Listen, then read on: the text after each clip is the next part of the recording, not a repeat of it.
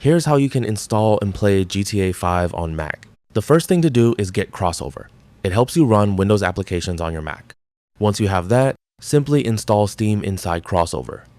Then, go ahead and sign into your account. Now you can download the game from here. But if you already have the Windows version of GTA 5 installed, here's how you can locate it. First, close Steam. Then, from the right sidebar, look for Wine Configuration.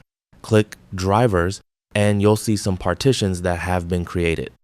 Click Add, then select the drive letter and click OK. Now you can simply browse and locate the game path. I have mine installed on an SSD, so I just look for the new volume and select that drive. Then click Apply and OK. Now we can simply launch Steam again. Click Steam at the top, then select Settings. Next, go to Storage, expand the local drive, and click Add Drive. Then select the drive letter you chose earlier and press OK. You'll see that the game has now been detected. Then we can just press play, and it's going to download some necessary files and launch the game. That's all for this video. Thanks.